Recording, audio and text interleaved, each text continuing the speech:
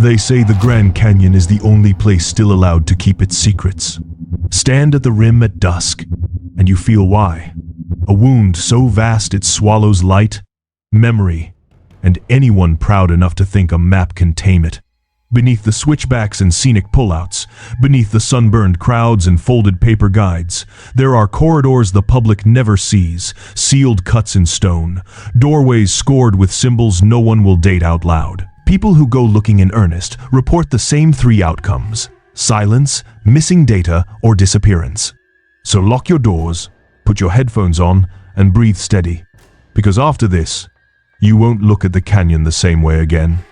It begins, as many American mysteries do, with a front page and a vanishing April 5, 1909. The Arizona Gazette prints a report claiming explorers under a man named G.E. Kincaid have broken into a labyrinth inside the Grand Canyon. The article talks like a surveyor's notebook: statues of unknown gods, copper weapons greened by time, ventilation shafts and chambers cut with a precision out of place. It names a supervising archaeologist, Professor S.A. Jordan. It claims the Smithsonian financed the effort. Then nothing. No follow-up dispatches, no report, no accession numbers, no coordinates. The largest institution of its kind would later say, with finality, there is absolutely no evidence of Egyptian artifacts in the Grand Canyon. The Smithsonian never ran such an expedition. The denial, oddly, is where the noise begins. Because Kincaid, spelled in records as Gustav Kincaid, was real enough. Iowa-born, Spanish-American war veteran, later listed as an explorer. But there is no paper trail tying him to the Smithsonian, and nothing that points a finger at a door in the rock. Still, the Gazette was too specific to be pure invention.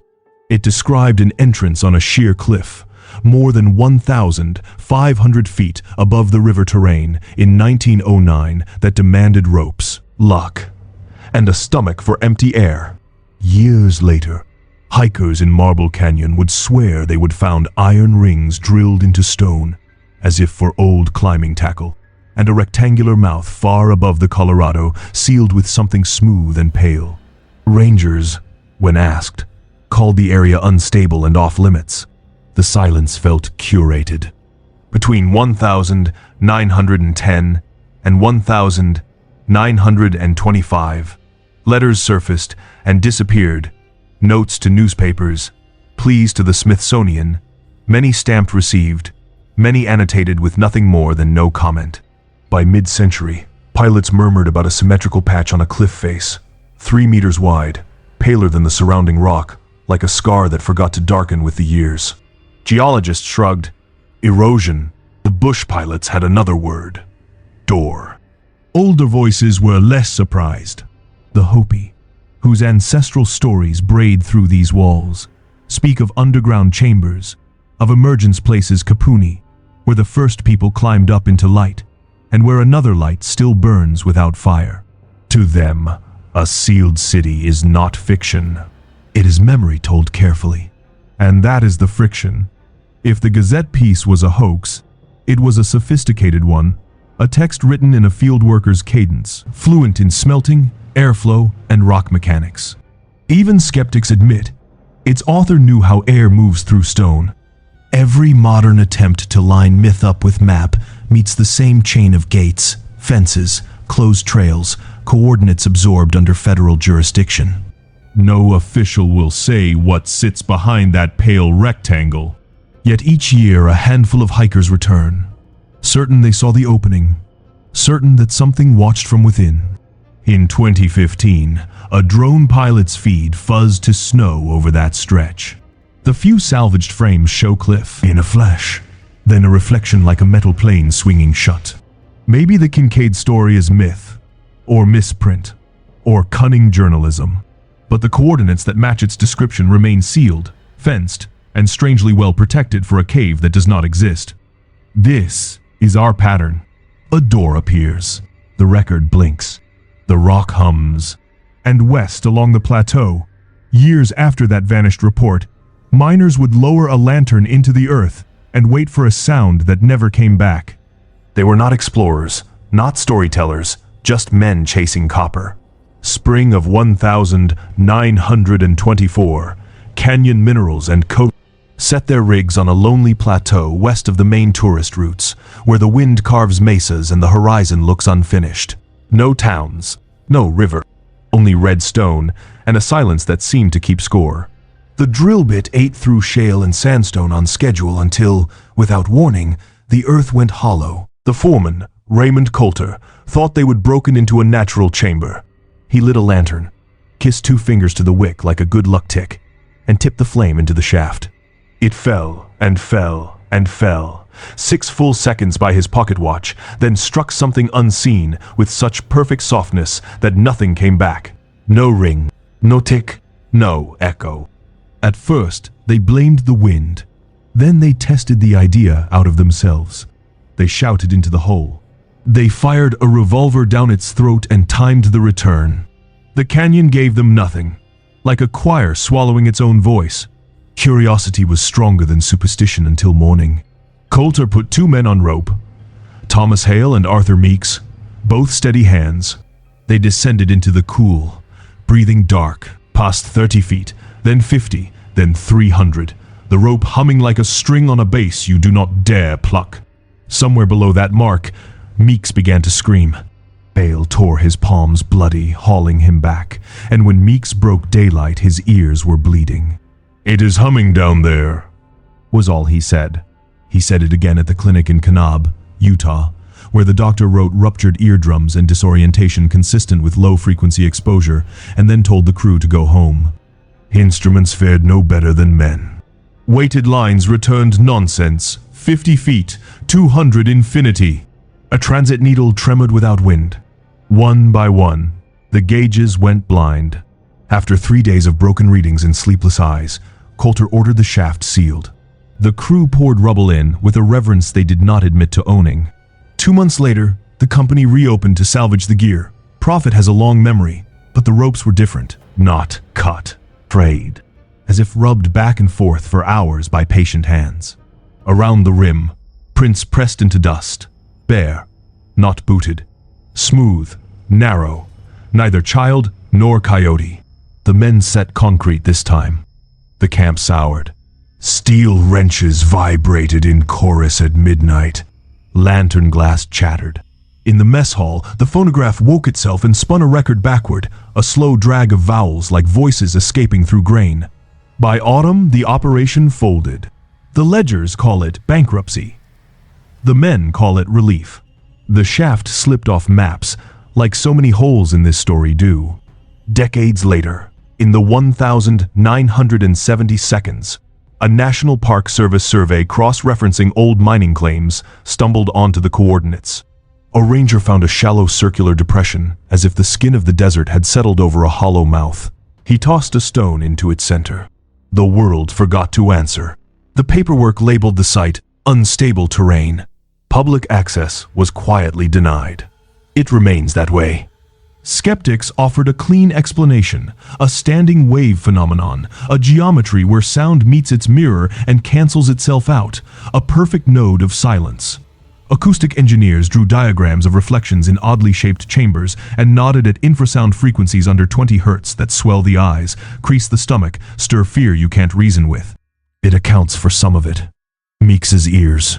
The way a chest feels compressed by a note you can't hear. But it does not explain why electric devices die near the spot, or why metal sings in tune like it is receiving a signal, not suffering one. In 2008, Flagstaff geology students pointed a convoy toward the plateau, armed with seismic sensors and caffeine. They found a fence, a sign, and a designation that pilots whisper and officials deny. U.S. Research Zone, Siadema. The Park Service, when asked about permits, said with practiced precision, that zone does not exist. The students went home with a story and nothing to publish. The Navajo elders had a name before numbers anyway. Nahu, the hollow that remembers. They say sound does not die there. It is kept. Hikers who sleep too close wake to a low vibration under their sleeping pads. A pulse not of wind or generator, but something slower, older, like the earth rehearsing its heartbeat. Call into that rock, and you might hear your voice return. But not from the hole, not from where you expect. It will answer from behind you, or beneath you, or inside your ribs where the note has already taken root. Out here, the difference between a cave and a throat is opinion. The pattern holds. Discovery, denial, the hum.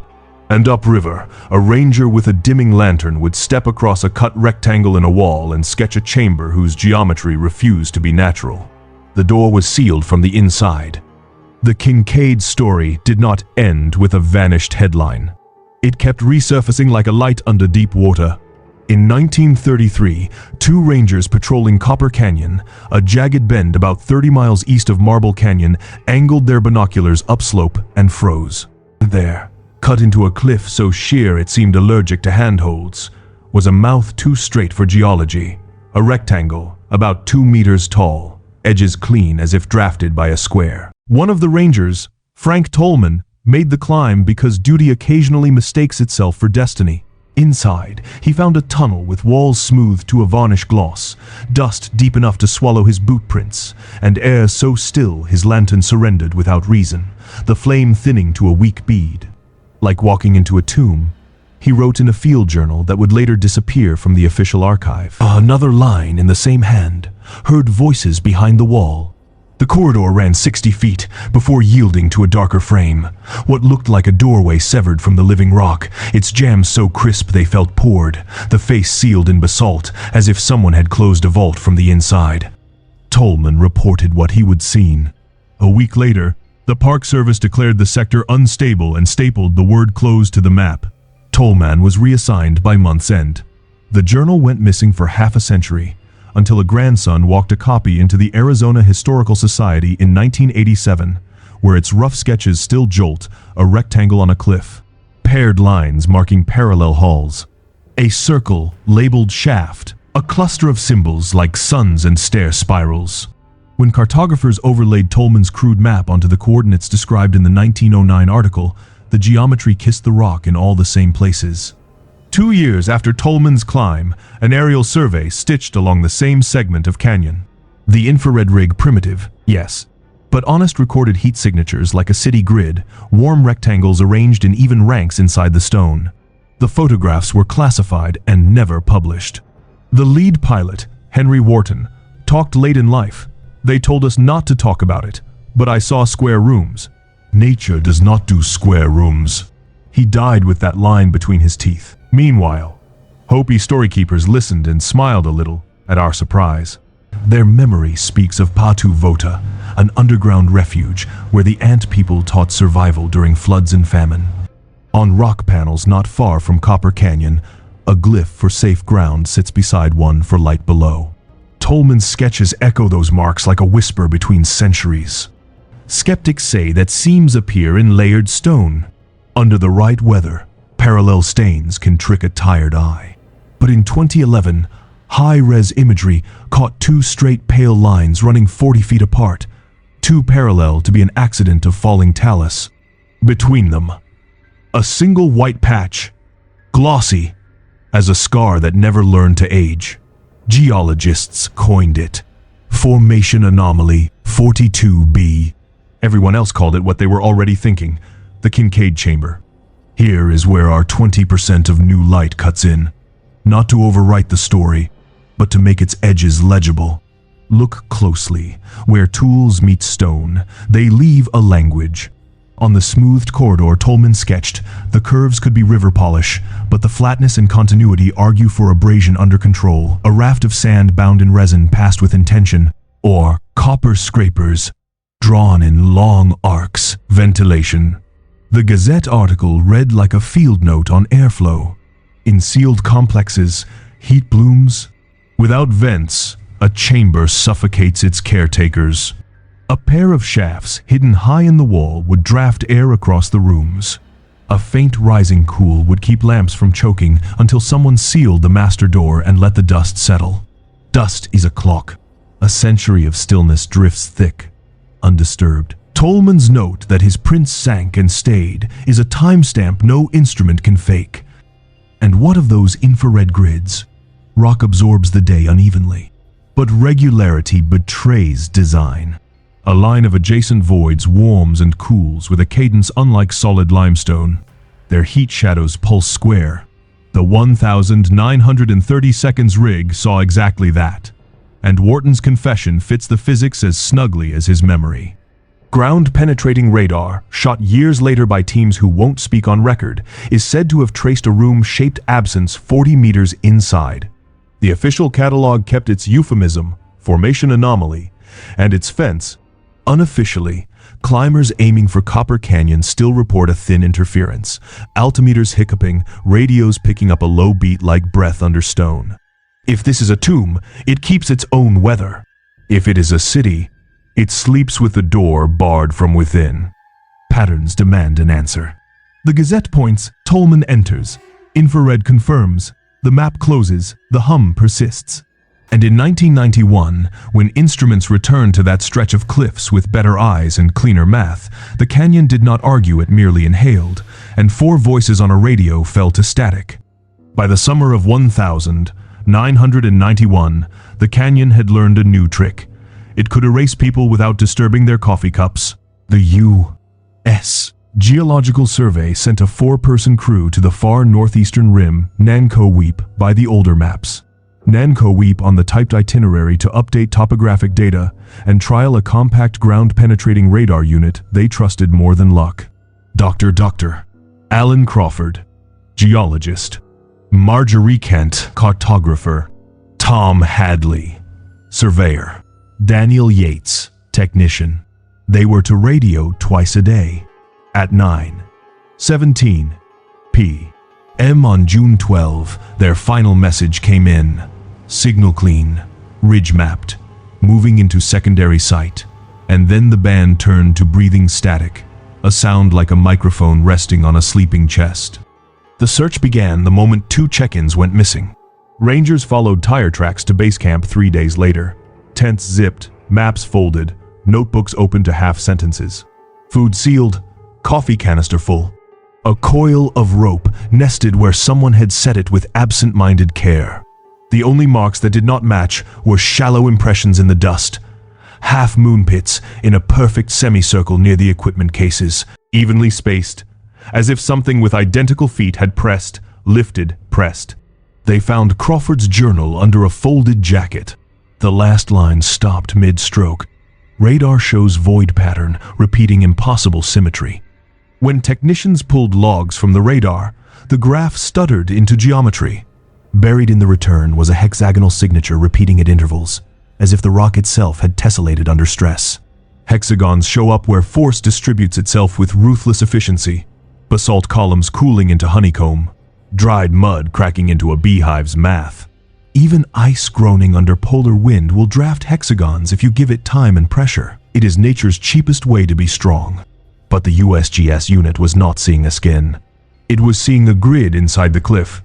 Regular as tile, too precise for erosion. Kent penciled a sketch in the margin, a field of hexes scored into limestone, and then the pencil stopped. The canyon began to pinch instruments the way it pinches rivers. Helicopter altimeters froze mid-hover. GPS blinked and reset like a heart under a skipped beat. Handheld radios bloomed with a low rhythm between 18 and 20 hertz, the edge of human hearing where fear lives in the body before it learns a word. Back in town, an engineer replayed the interference at speed, and the noise fractured into pulses and rests. Morse operators tried a translation, but the cadence kept fracturing at the same point, as if a word were trying to form and then swallowing itself. The only intelligible sequence, repeated 7 times across hours of tape, was the unfinished fragment. Under retrieval teams combed gullies and ledges. They found a brass ID plate stamped USGS property. Do not remove fused into a slab of sandstone, as if the edges had been poured and cooled while the rock held it. Petrography labs later reported no soot, no charring, no easy heat source. The paperwork called it environmental instability. There were letters of condolence to 4 families. There were redactions on the new maps.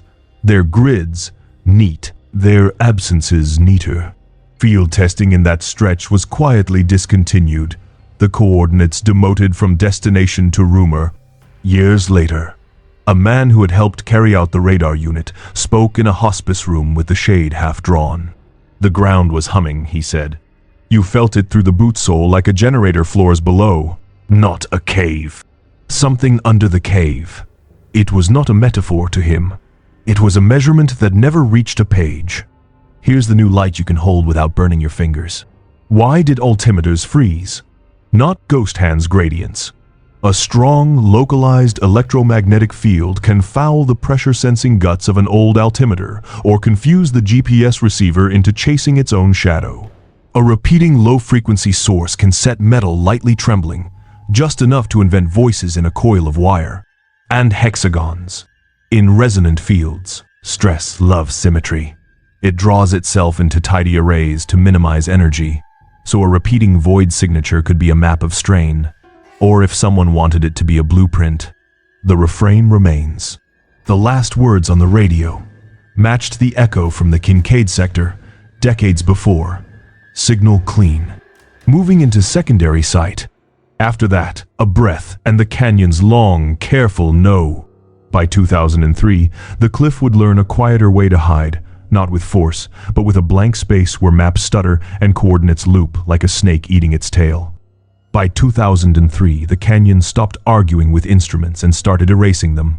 A commercial imaging team, stitching satellite tiles along the western rim, watched their feed go milk-white over a neat rectangle roughly 2 miles across. Not cloud, not shadow, just absence and editor's block dropped on the film. When they tried to georeference the tile, the grid looped back on itself like a snake eating its tail. Coordinates in, coordinates out. The cursor returning to the same blank square as if the map was stuck in a thought it refused to finish. Within a week, flight planning software began flagging a new boundary, R4803, restrictive airspace, the kind that lives above test ranges and secrets. It had never appeared over the Grand Canyon before. On the ground, the boundary had teeth. Between 2004 and 2008, 3 hiking parties trying to thread the rim paths near that sector reported encounters with men in uniforms as tidy as their faces were anonymous. No badges. No NPS shoulder patch. Radios without the park's channels. They were polite until they were not, repeating geological instability with the cadence of a password. One hiker, Elena Hart, told a magazine later that the trail felt solid underfoot, and that just before the men turned them around, she caught a glimpse across the gulf, a vertical seam of paler stone, and, for an instant, a faint bloom of light from within, like a curtain pressed by wind. 2 months later, an email arrived at her inbox from no one she could trace. No body text. Just a single attached night photo from the same rim. Metadata. Put the camera within 300 feet of the R4803 line. In the center of the frame, a long, vertical paleness glowed as if the rock itself were remembering daylight. Drones made the next move. By 2010, hobbyists tried to slip the boundary by air. Most lost signal, as if their antennas had been turned inside out. One returned after 42 seconds. Footage scrambled by magnetic hiccup, but 2 frames survived the noise. In the first, the cliff wore a lattice, metallic cables sunk into stone, marching across the face in a geometry better suited to bridges than buttes. In the second, a perfect circle, an opening rimmed with concrete like the mouth of a tunnel pretending to be geology. The Park Service denied. Man-made structures existed in the canyon. The USGS shook its head as if at a rumor. Freedom of Information requests tugged up a single thread. A maintenance contract for Ventilation Monitoring Zone 7, assigned by a private firm with Department of Energy fingerprints. Ventilation is for things that breathe. Sealed complexes, even small ones, cook themselves without a way to move air. Heat builds. Moisture condenses. Metals corrode. Vents take the headache out of the temperature graph. And, if you need them to, they also keep a pressure profile from changing a constant that readings can't betray. Those cables, they might not hold rock so much as quieted damping vibration, pinning a face over a cavity that wants to speak in earthquakes or in hum. The faint ozone hikers smell near the rim sharp metallic, like a copy room fed on lightning fits with corona discharge along a charged cable or a fan spinning in air too dry for kindness.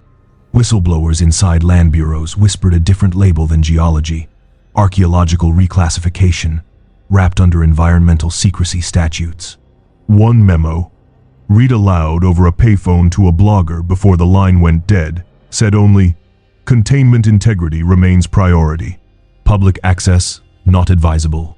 When reporters asked in 2015 if R4803 was real, the official line was clean as a bleached bone. No such restricted zone exists within Grand Canyon National Park. Pilots flying tours still hear the automated tone when their planned route ticks the coordinates. The display politely suggests a new bearing. Hikers who skirt the rim there watch compasses twitch and watches stop as if time takes a breath. They smell that thin electrical tang. At night, locals say, a single red light blinks once and then is content to be legend again. In 2021, a mapping satellite hiccuped over the edge of the rectangle, software slipping for just 2.7 seconds. The thermal sensor logged rectangular heat signatures buried under 600 feet of limestone, a grid that warmed and cooled with human regularity. The image flashed across a message board and was gone by lunchtime. Users who reposted found their accounts locked. The next morning, Google Earth glided toward the old coordinates like nothing was wrong, and then stutter flattened the terrain into beige, as if the canyon forgot to exist in that square mile. The region has a name you won't find in paperwork. Locals call it the quiet section. Here, the wind seems to step around something, and the stone seems to hold its breath. The government calls it unstable terrain. The maps call it nothing. And in 2019, two cavers slipped past the blank and walked into a corridor the quiet section could not silence. What they captured beneath the earth was not an image. It was a sound, and it answered. The canyon saved its clearest answer for two people who went in listening. Early 2019, Michael Reeves and Sarah Miller, Frontier Depths. Veterans with a fondness for tight corridors and bad coffee hiked the northern lip of Glen Canyon just beyond the neat edges of any official boundary. Their plan was a proof of concept. Strap on a body-mounted acoustic scanner that paints with echoes, sweep a narrow sandstone slot, and compare the live sound map to a standard GPR trace later. By the third switchback, their helmet cams were whining about dust and heat, but the scanner would not shut up. It clicked, chittered, then settled into a constant beep that meant the rock around them was not behaving like rock. The footage begins like 100 other expedition logs. Elastic laughter, headlamps carving tunnels out of red. 20 minutes in, the corridor pinches and drops. Their voices drop with it. "There is wind," Sarah whispers. "Coming up. Wind should not climb when you are already 300 feet down, unless pressure is being managed by something that thinks." At 19 minutes, the scanner's spectrum opens a ghost door, a faint sustained note below 19 hertz, a frequency that threads the body instead of the ear. Michael says his ribs feel cinched. The beeping accelerates not a reflection off a wall, but a movement in the wall. The device was designed to read static voids. It had discovered a breathing one. At 26 minutes, 47 seconds, both mics overrun at once. A second tone arrives, rhythmic, tidal, rising and falling like a bellows the size of a house. Sarah's voice finds the lower register that fear makes. "Mike?" The walls warm. Then, a drag. The long scrape of stone against stone, followed by a low, coherent hum that flattens the recorder like a hand. Black. Rescuers reached the coordinates weeks later with ropes, permits, and no appetite for myth. The corridor was gone. In its place, a smooth wall of young sandstone that read visually like a repair, the seam invisible to anyone not still hunting for a door. Reeves and Miller's packs lay 100 feet downslope, as if set down carefully by a tired friend. The recorder's polycarbonate casing had warped like a vinyl left in a car, the chip inside half melted, half miraculous. 18 minutes could be salvaged. What survived was not image. It was pattern. The waveform crawled into view and made a pulse train. 3 beats, silence. 2 beats, silence. Repeating like a metronome that had learned to breathe. Analysts sped the track until the room tone turned to a hiss, and a human voice swam up through the noise, stretched, distorted, insisting on a phrase that had nowhere comfortable to land. "It is below." The cadence matched the low-frequency interference logged at Nanko Weep in 1991, a family resemblance. "You feel in the bones before you admit it to your mouth." The Park Service called it a collapse. Internal email chains that later bled into the press tell a different chronology. A ground-penetrating radar pass immediately after recovery recorded a circular cavity, smooth-walled, exactly where the slot had been. When a second pass was flown 3 months later, the cavity was gone. Not filled, gone, as if the rock had forgotten it. The case file migrated into a federal folder with a name for tuning forks, acoustic anomalies. GC9. Only a dozen ears have heard the unsliced original. One technician, speaking without a badge, said, "It does not sound like a cave. It sounds like something under the cave trying not to be heard. Here is the 20% that helps the 90 live in your head." Stone does heal under pressure. Grains flow in slow motion. Cracks anneal. A face creeps shut. But not on this timeline. Not with this precision. And not with a temperature signature that kisses the edge of electronics hard enough to blister polycarbonate and warp timestamps.